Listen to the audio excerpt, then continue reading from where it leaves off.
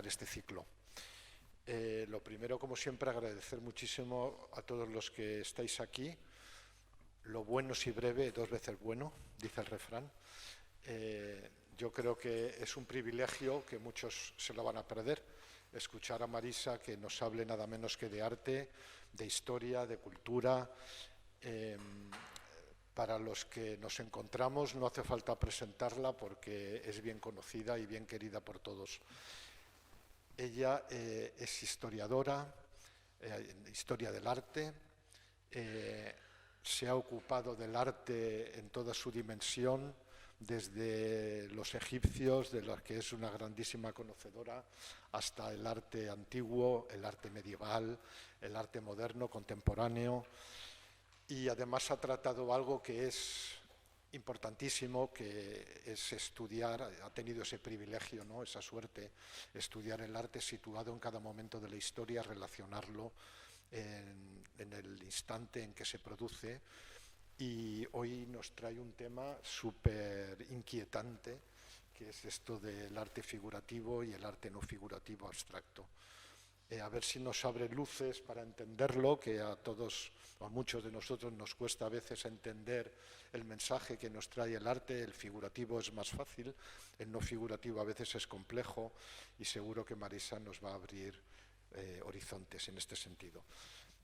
Bueno, ella es la protagonista, vamos a escucharla con gusto, y nuevamente gracias a todos por vuestra atención y a ella, desde luego, por acompañarnos hoy y darnos esta conferencia.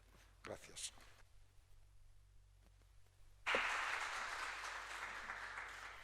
Gracias, José Manuel. Muy bonita presentación, por cierto. Buenas tardes a todos, muchas gracias por estar aquí.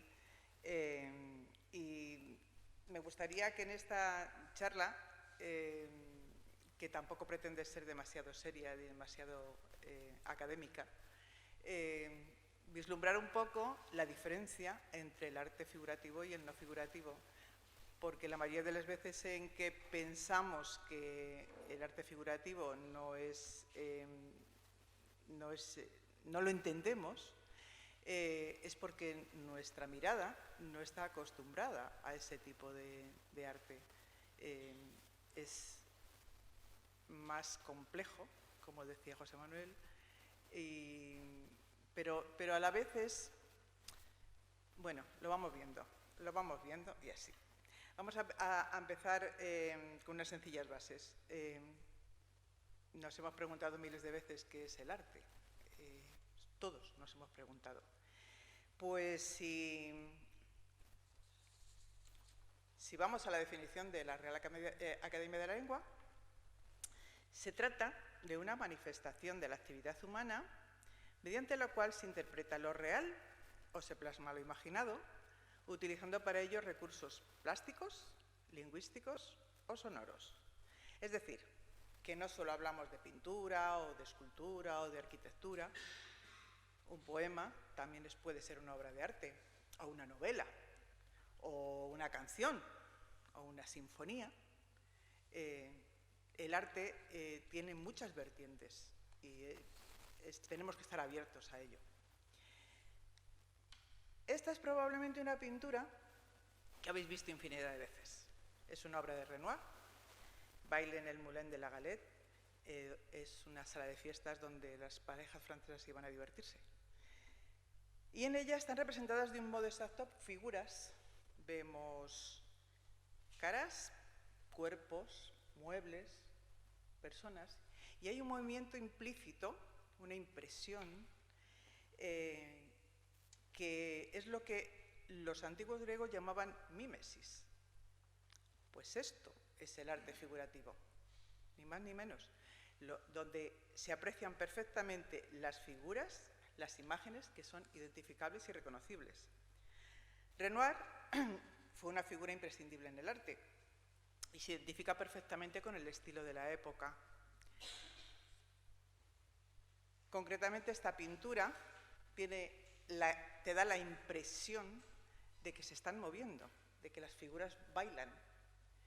Y este tipo de arte, que funcionó desde finales del siglo XIX a principios del siglo XX, se llama de ese modo, impresionismo. porque realmente es una impresión, no lo estamos viendo realmente, nos impacta. En cambio, el arte no figurativo es aquel que no representa icónicamente ningún objeto. Es completamente inverso al arte figurativo, no aparecen figuras ni objetos identificables, y lo que pretende es plasmar sentimientos y emociones. Este ejercicio tiene mucho que ver con nuestra concepción del arte, con la de cada uno. Y para realmente captar esa emoción que el artista pretende transmitirnos, es necesario educarnos nuestra mirada, nuestra mente, nuestra forma de ver el arte. El arte no figurativo es el relacionado con el arte abstracto, obviamente, y que según la RAE también prescinde de la imitación del natural y de las referencias figurativas. La pintura de Kandinsky, he tocado donde no era, vale. La pintura de Kandinsky, que es uno de mis pintores favoritos, por cierto, intenta a través del color reflejar la dualidad entre el mundo exterior y el mundo interior. El artista afirmaba que el arte debe transmitir los sentimientos que se ocultan en el interior de las personas. Por ello, su arte se caracteriza por el deseo de terminar con todas las formas y representaciones del mundo exterior, porque considera que no son necesarias.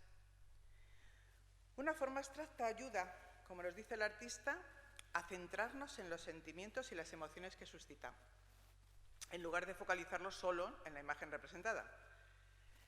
Cuando vemos un retrato, una escultura, un edificio figurativo, solo desarrollamos una parte de nuestros sentidos, la vista. Y no permitimos, o no nos planteamos siquiera, que nuestra sensibilidad salga a la luz, que nos haga sentir la obra que estamos viendo.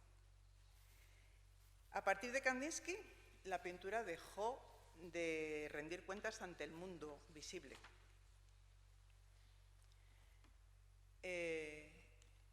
En cambio, Jackson Pollock es un artista americano que murió con 44 años en un accidente de tráfico porque tenía un trastorno bipolar que le producía periodos de agitación violenta alternados con parálisis o abstinencia. Pero su obra, cada una de sus obras, es una llamada de auxilio, es un dolor que él intenta transmitirnos. La loba, esto debería... debería salir un láser, pero no sale. A ver, ¿dónde porras está? No, mira, ahora sale el láser y se me va la imagen. Ay, a ver. Debería... No sale. Bueno, pues nada, no le da la gana. Vale. Si algo podía salir mal a lo largo de todo esto, o sea, es que hoy me han mirado todos los tuertos del mundo. Bueno, da igual. La loba fue una de las primeras que está abajo, una de las primeras incursiones en el expresionismo abstracto, que era su estilo. Todavía no había dado el paso definitivo a su estilo final, que fue el dripping. No sé si os suena, es una forma de pintar mucho más libre. Él dejaba que la pintura hablara, decía. De todas formas, en el mural que hay arriba ya empezamos a verlo. Ni os imagináis el precio que tienen estos cuadritos, ¿eh? O sea, estos cuadros no, perdón. O sea, el mural, por ejemplo, creo que mide unos 5 metros, para que os hagáis una idea. Lo cierto es que existe una tendencia natural a asumir que todo lo figurativo es superior a lo no figurativo, que en igualdad de condiciones una obra que muestra una imagen reconocible es siempre preferible a una que no la muestra. ¿Cuántas veces hemos oído decir, no entiendo el arte abstracto? Lo has dicho hace un momento. Lo hemos dicho, creo que todos a lo largo de nuestra vida. La costumbre de considerar un cuadro como un reflejo de la naturaleza está tan imbuida dentro de nosotros que incluso un siglo más tarde continuamos buscando en cada cuadro, nos desconcierta. Buscamos énfasis que antes estaban, pero ahora no. Entonces, como si el pintor faltara a sus obligaciones y reconociera su incapacidad para pintar lo que ve. Pero no debemos llevarnos a engaño, ¿eh? Cualquier cuadro abstracto no está por debajo de una realidad que podría pensarse que no logra reproducir, sino que se libera de ella. Escandalosamente en algunos casos, aquí tenemos uno, la sacude como un parásito molesto. Porque el arte es estrictamente una cuestión de experiencia, no de principios. Y lo que cuenta desde el principio al final es la calidad de la obra. Todo lo demás es secundario. Nadie ha sido capaz de demostrar que lo figurativo, como tal, disminuye o aumenta el mérito de un cuadro, de una escultura, de una arquitectura, de una obra de arte, a fin de cuentas. Damos por supuesto que una imagen reconocible añade un sentido conceptual a las imágenes, pero la realidad es que la fusión entre significados conceptuales y estéticos no afecta a la calidad de la obra. Que un cuadro presente una forma fácilmente identificable, un conjunto de formas y colores que puedan mirarse con más o menos placer, no significa que nos ofrezca más como arte. De hecho, hay pinturas horrendas. Seguro que habéis visto en alguna ocasión alguna de las pinturas negras de Goya. Estas aparecieron pintadas al seco en el yeso de las paredes de la finca del Sordo. Para los que conocéis Madrid, al lado del puente de Segovia, estaba. Ahora podéis admirarlas en el Museo del Prado. Las arrancaron de las paredes y están allí expuestas. Merece la pena verlas, ¿eh? Pero realmente son horripilantes. Algunas muy desagradables. Pero nadie nunca nos plantearíamos ni dudaríamos, a pesar de toda la leyenda negra que existe alrededor del artista, bueno, en realidad de casi todos los artistas, que cada una de ellas es una obra de arte. Es decir, el más o el menos no depende de cuántas variedades de significados estén presentes en la obra, sino de la intensidad y la profundidad de esos significados. Y no es posible decir, antes de tener la experiencia, si la suma o la resta de ese significado conceptual o de cualquier otro factor aumentará o disminuirá el sentido estético de la obra. Porque tampoco el comentario explícito de un suceso histórico, como el Guernica de Picasso en esta ocasión, hace a la obra necesariamente mejor o más rica que una pintura por completo. Esa cara, Miguel, me encanta. Por completo no objetiva de Mondrian, por ejemplo. Sostener que cierto tipo de arte es invariablemente superior o inferior a otro significa juzgar antes de experimentarlo. Y no digo mirarlo, digo experimentarlo, que es muy diferente. Las artes han roto moldes a lo largo de toda la historia, acerca de lo que es arte y no lo es, en un avance constante, añadiendo y quitando elementos para intentar llegar a nuestros sentidos. Picasso nos muestra una obra desgarrada, como la historia. Solo quedan pedazos que tal vez nos dediquemos a intentar unir de nuevo, obviamente de un modo imperfecto.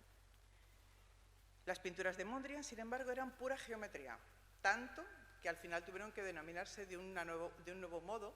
No existía nada parecido hasta que él lo visualizó. El neoplasticismo se llamó. Está obviamente muy influido por la abstracción y por la Bauhaus, luego hablamos de ello.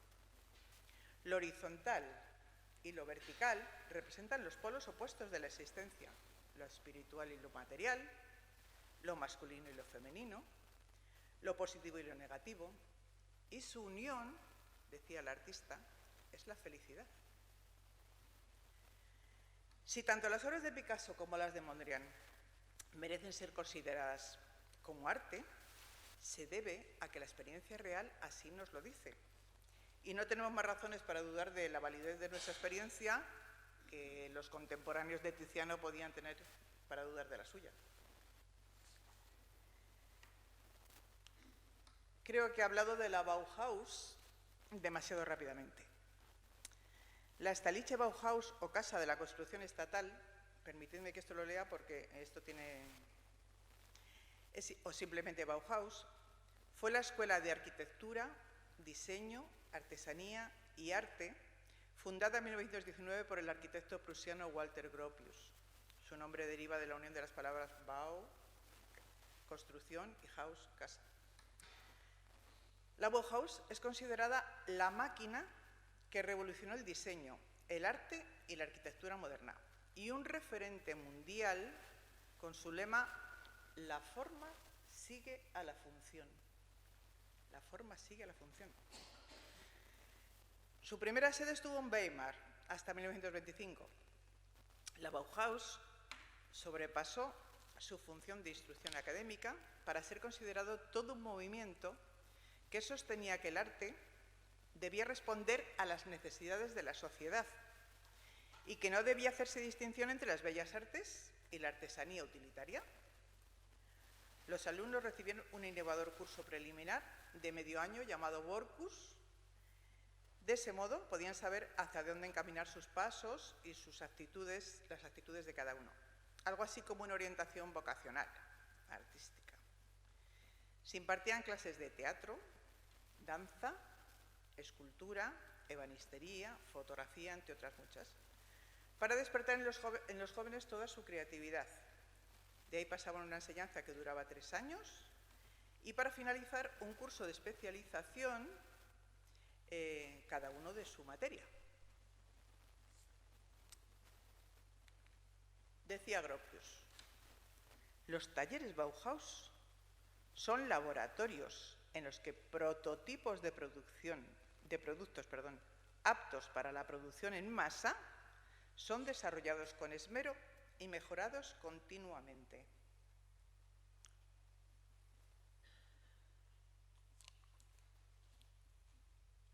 Los talleres de la Bauhaus son laboratorios en los que prototipos de productos aptos para la producción en masa son desarrollados con esmero y mejorados continuamente. La forma sigue la función. La Bauhaus alcanzó su madurez en Dessau hasta que llegó el nacionalsocialismo. Cuando llegaron los nazis, que ganaron las elecciones en 1931, y casi de inmediato iniciaron una depuración de todo lo que no les gustaba, además de los judíos y otras etnias, como todos sabemos, cumplieron con una de las promesas de campaña: cerrar la Bauhaus. ¿Y por qué? Pues porque la consideraban un centro de bolchevismo cultural. Cosas del nacionalsocialismo. Podríamos preguntarnos en vista de lo que la pintura ha conseguido en el pasado, si no se está corriendo el riesgo de cierto empobrecimiento al eliminar lo representativo, lo figurativo, lo descriptivo. Y no porque sea inferior, sino porque el arte de nuestro tiempo parece tener escasas condiciones de acercarse a lo que nuestra sociedad entiende como una obra de arte. ¿Sería posible que esa fuera la razón por la cual nos sentimos insatisfechos, incluso ante la mejor de las obras abstractas? Puede ser que nuestra insatisfacción frente a ese arte, si es que existe, tenga su origen no solo en la nostalgia por lo figurativo, sino por el hecho relativamente simple de que somos incapaces de igualar al pasado. ¿Puede ocurrir que el arte en general esté en decadencia?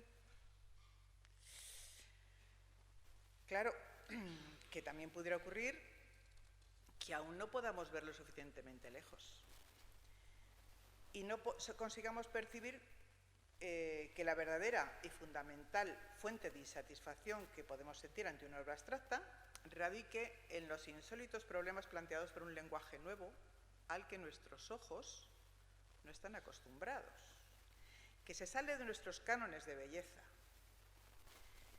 de lo que consideramos estética. Nos sigue funcionando el cerebro para el arte figurativo nos cuesta muchísimo entender las nuevas creaciones. Y eso haga que sintamos que el suelo se mueva bajo nuestros pies y no sintamos el apoyo de la historia del arte detrás de cada obra abstracta. Porque claro, si vamos a esta bella pintura, que representa a los esponsales de la Virgen, que se encuentra en la capilla de los Scrovegni en Padua, si podéis nos lo perdáis porque es impresionante. Fue pintado durante el Trecento italiano, entre 1302 y 1305, a comienzos del Renacimiento, por el gran Giotto di Bondone. Desde este momento de la historia del arte, la tarea primordial de la pintura ha consistido en trasladar la ilusión del espacio tridimensional a una superficie plana. Y miramos a través de esa superficie como si se tratara de un escenario. Pues esta preciosa obra, rompedora en su época, es puramente figurativa. Lo cierto es que la pintura de Giotto supuso un cambio profundo en la evolución de la pintura gótica, así como en la historia de la pintura en general. Fue el creador de un nuevo lenguaje pictórico en el que se renuevan los conceptos espacial, lumínico y narrativo. Desarrolla una serie de avances técnicos que hacen de él el iniciador de la pintura moderna. Destaca sobre todo por su constante preocupación por el espacio, vertida no solo en la corporeidad de sus figuras, que parecen de bulto redondo, sino en la representación del paisaje y en los encuadres arquitectónicos. Siempre utilizaba arquitectura para todos sus cuadros, porque eso le aportaba la perspectiva necesaria, que hasta entonces era inexistente. Si recordamos algún cuadro o alguna obra gótica, veremos que el fondo puede ser una figura maravillosa, pero el fondo no existe. Es dorado, es blanco, es negro, pero no hay profundidad. Todo se queda plano, es una figura plana. En una conferencia que asistí hace poco tiempo aquí en Calpe, se habló del caso de las hilanderas de Velázquez.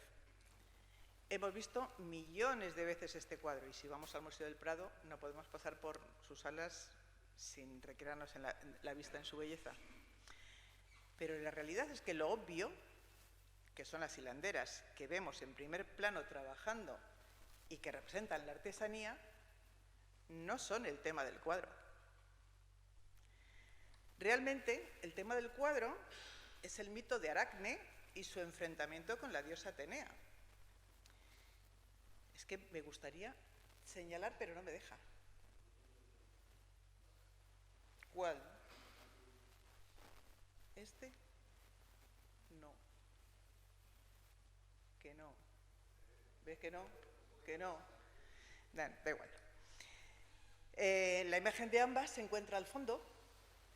No sé si la veis, donde se ve a la diosa con el casco, que discute con Aracne compitiendo sobre sus respectivas habilidades con el arte de la tapicería.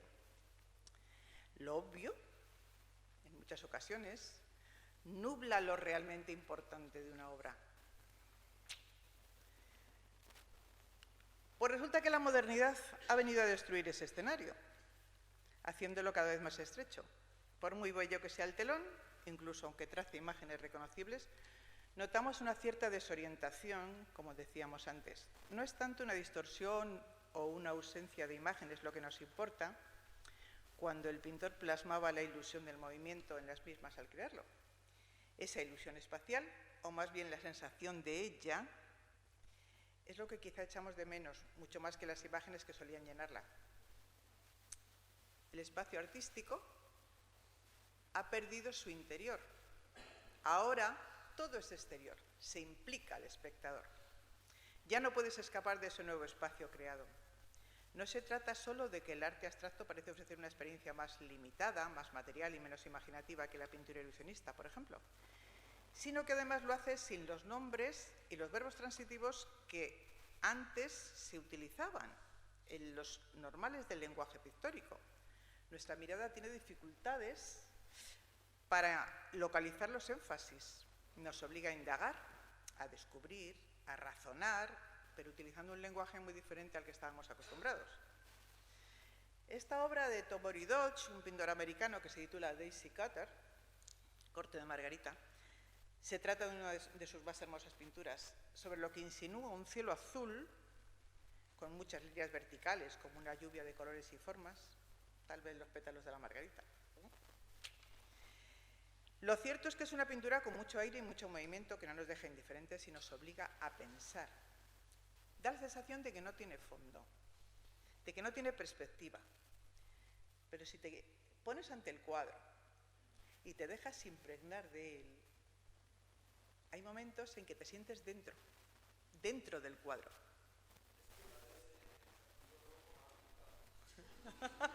Tú que eres pintor, lo sabes bien.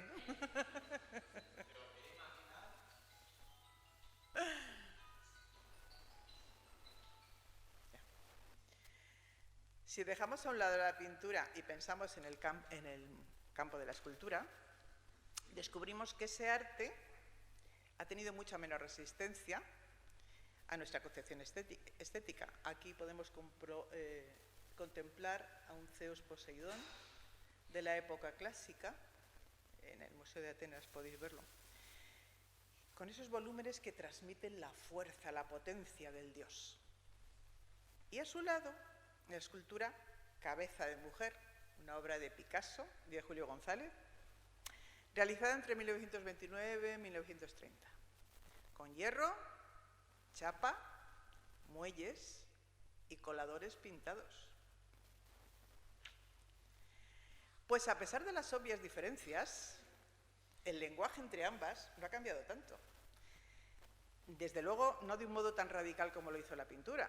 Figurativo o abstracto, sigue siendo tridimensional, literal, adaptado a nuestra mirada, aunque para ello se utilicen materiales completamente diferentes y más adaptados a cada época. Pues este fue el comienzo de la escultura abstracta. Y a todo esto, ¿qué ha pasado con la arquitectura? ¿Cómo ha afectado ese cambio de visión a sus obras?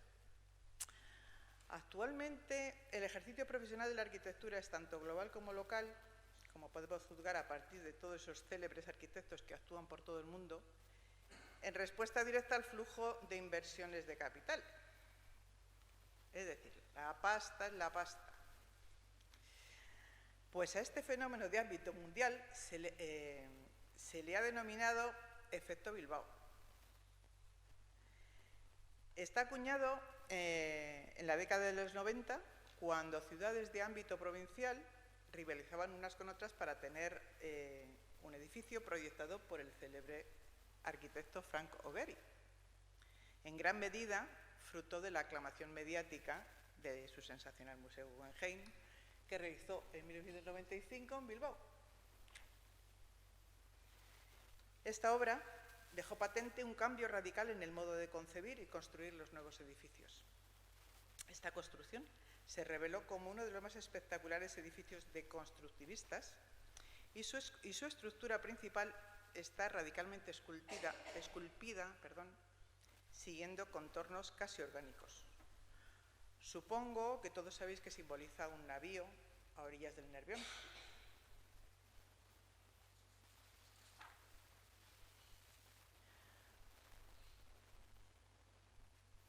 Perdón. Pues en Calpe también tenemos un ejemplo de ese nuevo modo de crear de los arquitectos que, asumiendo muchas de las premisas contemporáneas, adoptaron una nueva mirada y, dejando volar su imaginación, crearon obras como la Muralla Roja o el edificio Xanadu, que exteriormente al menos se acercan más a una obra escultórica que a la propia arquitectura. El estilo de nuestro arquitecto, Ricardo Bofill Levi, tiende a evocar los elementos eclécticos del posmodernismo. Un poco kitsch, extravagante, hedonista, pero usa materiales contemporáneos como el cristal o el acero en muchos de sus edificios, utilizando estilos de arquitectura más clásica y más regionalista, digamos. Decía el gran arquitecto italiano Vittorio Gregotti, en un discurso en Nueva York en 1983, que el peor enemigo de la arquitectura moderna es el concepto de espacio considerado únicamente en función de exigencias económicas y técnicas, pero indiferente a las ideas del emplazamiento. El entorno construido que nos rodea es la representación física de su historia y el modo en que se han acumulado diferentes niveles de significado para formar la cualidad específica del emplazamiento. Partiendo de esta base, el entorno se convierte en la esencia de la producción arquitectónica. No puedes construir un rascacielos en el medio de Osterbach. Sería absurdo. No tiene ningún sentido. Ey, ¿qué pasa aquí ahora? Si nos acercamos al edificio Xanadu, percibimos enseguida un plan de fondo asentado en la abstracción, porque la abstracción en la arquitectura es la búsqueda de la esencia. De hecho, la arquitectura sería inconcebible sin el proceso mental de la abstracción, mediante la cual se estudian las características de un objeto arquitectónico y se determinan todos los condicionantes de la obra.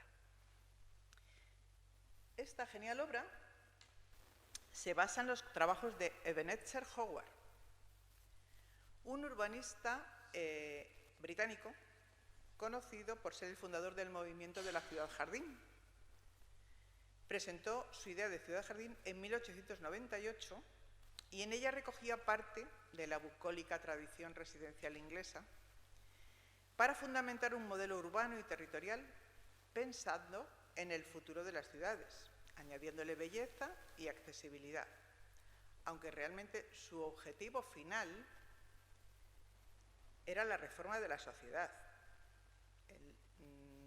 cambiando su estilo de vida a través de la arquitectura. Detrás de cada obra artística, en general, siempre hay una doble intención. Nunca es nada sencillo y básico, siempre hay algo detrás. En este edificio, Ricardo Bofill adaptó las tesis de Howard y, tomando como modelo nuestro Peñón di Fach, las implementó, creando una obra que se sale de toda norma, sin planos ni elevaciones, colocando aperturas aquí y allá en función de la orientación o de la necesidad de luz, y desestructurando el cubo base de la estructura inicial en múltiples caras y ángulos, como si de una obra cubista se tratara. Tal vez quiso emular a nuestros grandes artistas cubistas, pues, como Picasso, Juan Gris, o Salvador Dalí, o Miró. Tal vez. Habría que preguntarle a lo mejor. Pero si fijamos nuestros ojos en el edificio de la Muralla Roja, descubrimos algo completamente diferente. Es un claro acercamiento a la arquitectura constructivista rusa. El constructivismo nació en Rusia en la primera década del siglo XX como rechazo a los excesos decorativos del modernismo o el Art Nouveau, que se asimilaban a la burguesía. El arte constructivista aplicaba una visión cubista tridimensional a construcciones no objetivas, totalmente abstractas, con un elemento cinético que en el lenguaje de los cómics es los movimientos que hace un personaje, pues la trayectoria, el impacto, las nubes de polvo, el temblequeo.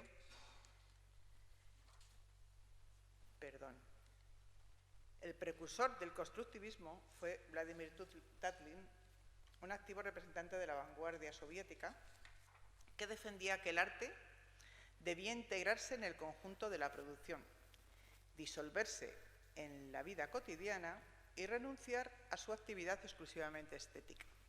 Es decir, hacerlo práctico, utilizable.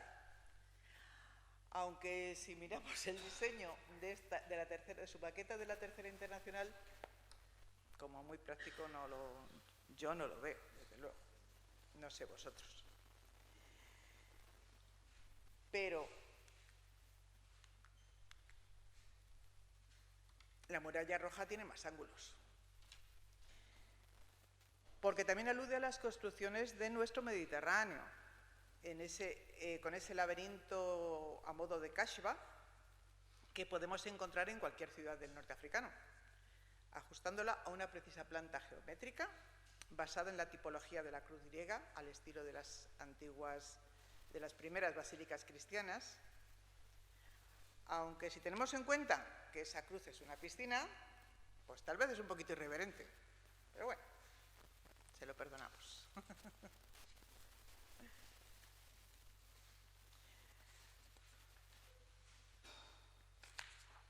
Claro que no todo ha sido fácil para la arquitectura. A la Tour Eiffel se la denominó la deshonra de París. Hoy es un símbolo de lo francés, de lo chic, y quizás el monumento más famoso del mundo, desde luego el más fotografiado. Pero cuando se construyó en 1889, la Tour Eiffel tuvo muchos detractores. Se definió como una farola realmente trágica. Una farola realmente trágica. Se publicó un manifiesto llamado Protesta de los artistas contra la torre de Monsieur Eiffel, y firmado nada menos que por Guy de Maupassant, Alejandro Dumas hijo, William de Bouguereau o Charles Garnier, el arquitecto de la Ópera de París. La crème de la intelectualidad francesa. La consideraban vertiginosamente ridícula, semejante a una enorme chimenea de fábrica. Y llegó nuestro Santiago Calatrava, que ostenta el dudoso honor de ser el arquitecto que tiende puentes tanto a la posteridad como a la polémica, y de ser un moderno Maquiavelo. No son pocos los proyectos que le han costado numerosas demandas de sus clientes. Techos que se caen o que gotean, puentes rompepiernas como el de Venecia, acusaciones de falta de supervisión técnica, pues ha provocado el rechazo del público y la crítica de sus obras. Y mientras que algunos lo consideran un visionario, y lo cierto es que acaba de terminar la construcción de una iglesia ortodoxa en la zona cero de las Torres Gemelas, es decir, sigue recibiendo encargos, sus edificios han recibido mofas, como la que le dedicó The Times, que comparó The World Trade Center Transportation Hub, que es el nombre oficial de la estación de trenes y el intercambiador de transporte público, además de un centro comercial en el distrito financiero de Manhattan, con un estegosaurus kitsch. Pues cosas del neofuturismo. Por tanto, debemos desechar de nuestra mente esa idea de que el arte figurativo es superior al no figurativo o abstracto. Todo forma parte de un proceso que a lo largo de la historia del arte ha venido repitiendo, sobre todo desde principios del siglo XX, está en plena evolución, pero llegaron los años 80 y un profesor de filosofía estadounidense, teórico de la filosofía del arte, además de crítico, Arthur Coleman Danto, decreta el fin del arte y nos deja así. Claro que él no daba testimonio de la supresión o el final efectivo del arte, sino que hizo una especie de ruptura con el arte precedente y él planteaba que el nuevo arte, el contemporáneo, está protagonizado por una pluralidad de estilos que no están relacionados con ninguna definición de arte. Con lo cual, pues te quedas así todavía más tembleando.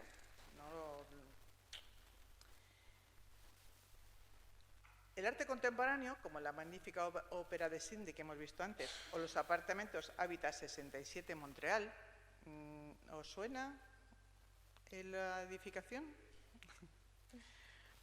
El brutalismo, el neosocialrealismo, como algunos identifican la obra de Bofill. Todas estas visiones de la arquitectura son expresiones artísticas que rompieron con los estilos tradicionales y con los conceptos socialmente aceptables. Es un arte que refleja innovación, tanto por su modo de expresión como por sus técnicas. Está basado en un estilo experimental y recibe claras influencias del arte abstracto. Así que, claro que podemos entender el arte abstracto o no figurativo y descubrir su belleza. Solo hay que dejar en libertad nuestra sensibilidad, nuestros sentidos, y dejarnos llevar por esa marejada, sin corsés ni orejeras, solo apreciar lo que nuestra vista atrapa y nuestra mente recrea. Muchas gracias por vuestra atención.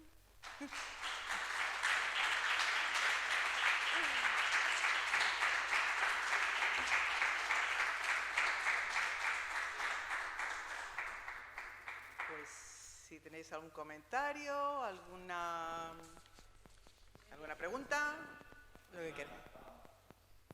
¿Sí?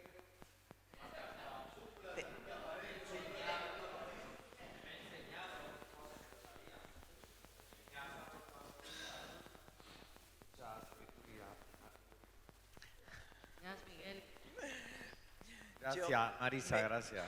Me conformo con abrir un poquito la mente. A ver, esto no se trata de enseñaros absolutamente nada.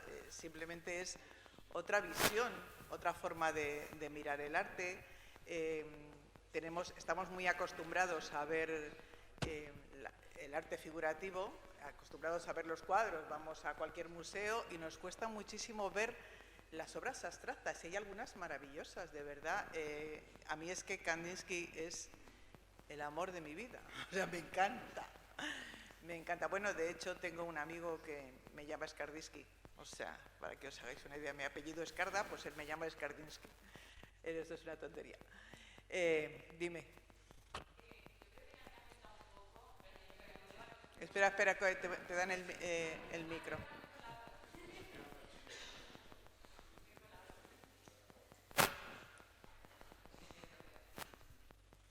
Hola.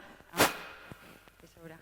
No, que yo creo que también afecta un poco, a lo mejor en el modo, porque yo, por ejemplo, estudié Historia del Arte, bueno, en bachiller, tampoco tengo mucho trabajo en ello. ¿Se me escucha?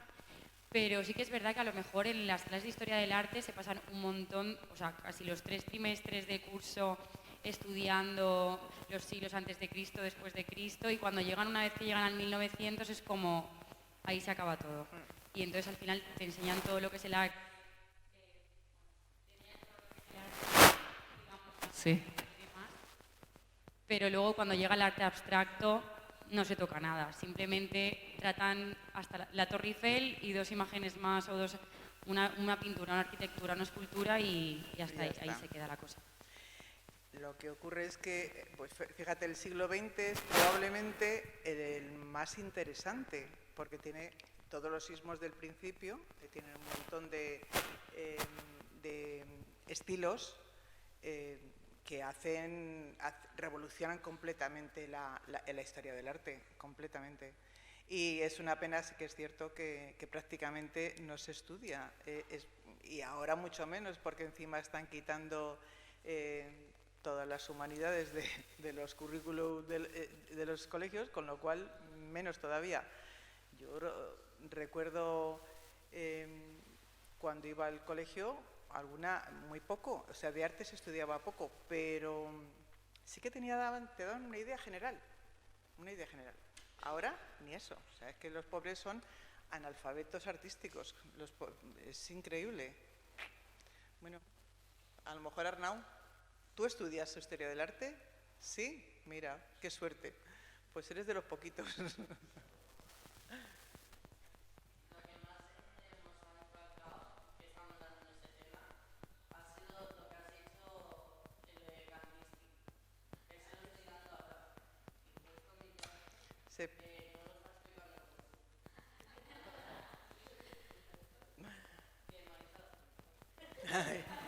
Me voy a tu cole.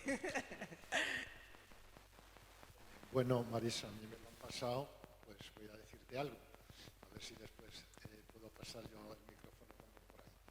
Esto, primero, gracias, enhorabuena por tu exposición. siempre es muy interesante que nos hablen de arte porque, como decíamos al principio, pues a veces es difícil de llegar al mensaje que el artista nos quiere enviar. Y ahora quizás es más difícil que antes porque pues, antiguamente, digamos, era una forma de narrar y nos narraban las Sagradas Escrituras o nos narraban las guerras o nos narraban las coronaciones. Entonces tú llegabas, no había otra manera, no había televisión y nos explicaban cómo eran las cosas en la historia a través de las imágenes. Y claro, todo eso ha ido cambiando, pero para mí de una manera positiva también, porque el hombre pues ha tratado de ir descubriendo otras formas de mensaje, no solamente narrativo. No hacía falta que, incluso que Picasso nos contara lo que ocurrió en Guernica, en un estilo también cubista y pero cada vez más nos hemos ido acercando, has puesto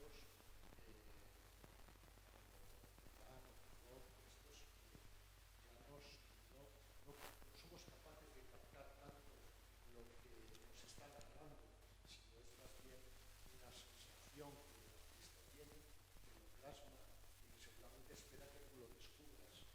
Es difícil de descubrir a veces. Y lo que sí que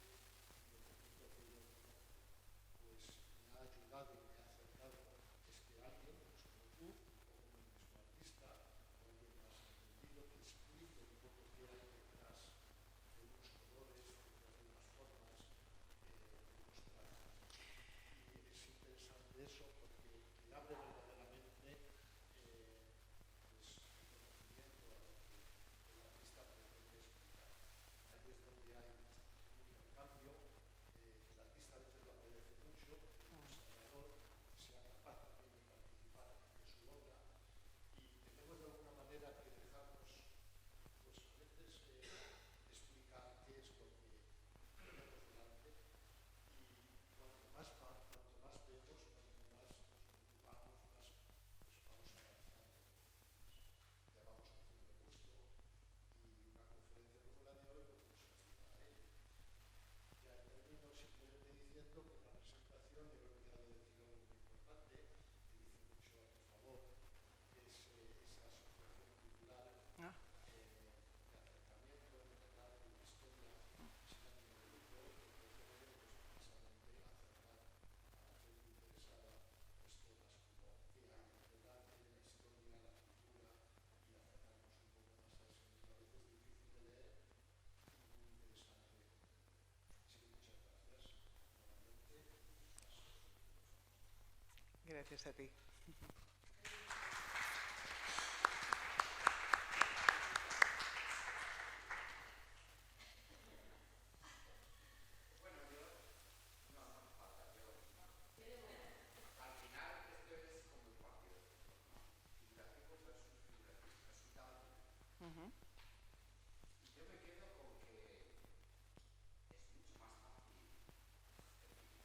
Claro.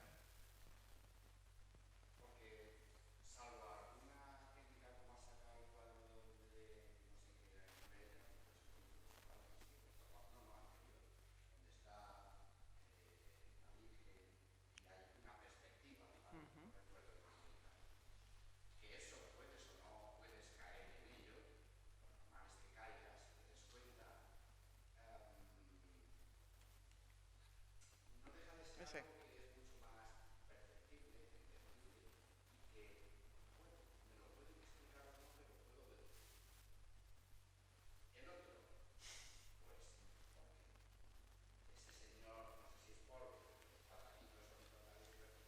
No, ese es Mondrian.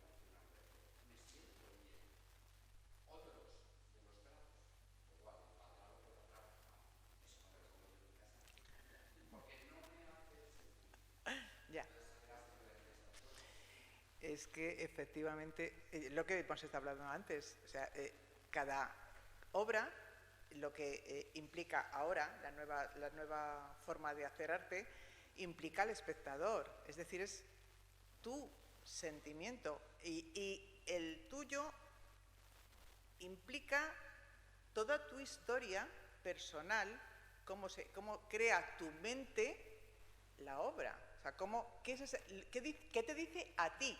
Porque probablemente no me diga a mí lo mismo, ni a él ni a ella tampoco. O sea, quiero decir, es una experiencia personal el arte actual. Desde que Danto dijo aquí se ha acabado todo y ya no hay más.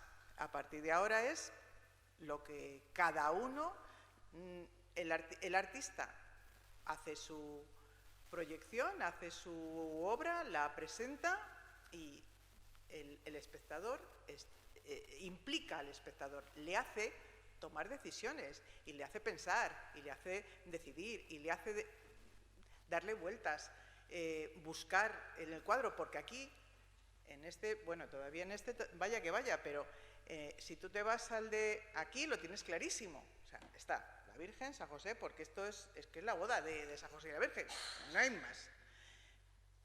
Pero en el otro no. Tú te vas a este y dices, oh,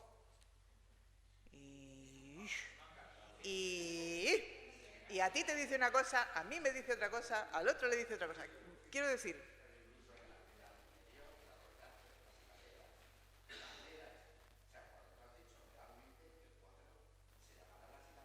pero no son. Claro.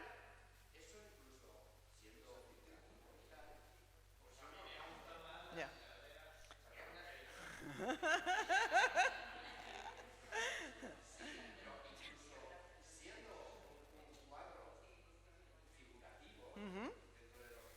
Sí. Tiene una segunda intención. No es. Claro. Claro. Desapercibido, claro, por eso digo que, por eso decía que es que a veces lo obvio tapa realmente, cubre lo que es lo importante de una obra. Entonces no la vemos, vemos solamente lo que nos entra por los ojos de momento, ¡pin! Y nos quedamos ahí. Pues habría que preguntar a Velázquez ya.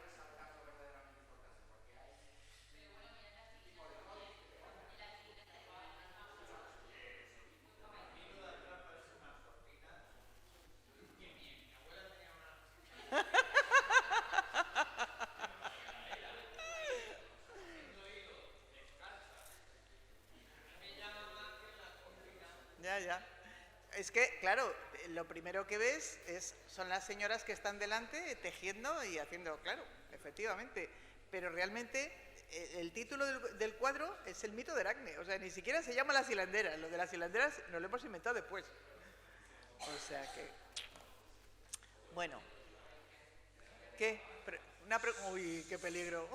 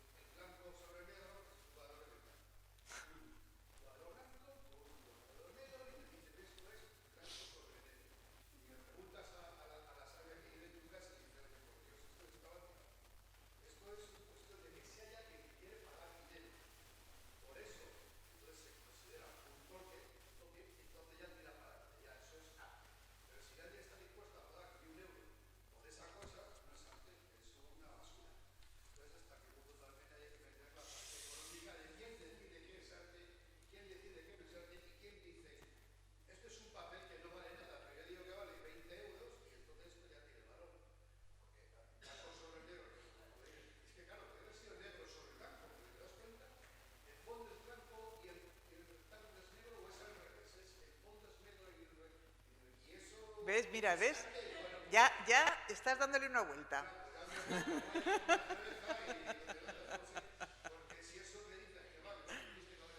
No sé, pero muchos millones. Ya. Bueno. Claro.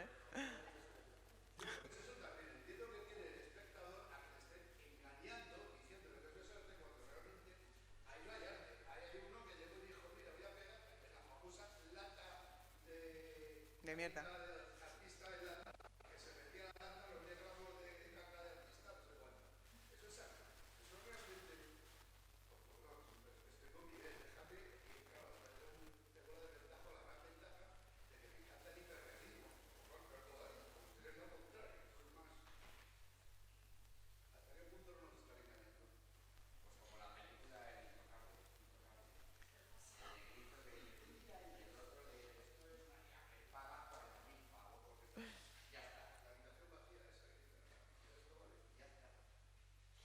No tengo respuesta.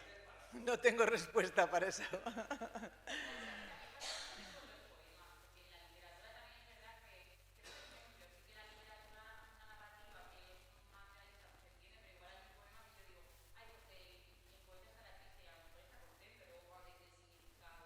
Sí.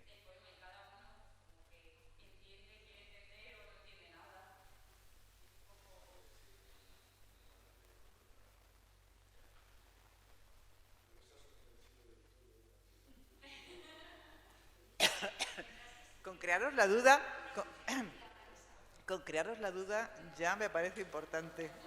Ya he conseguido ese paso.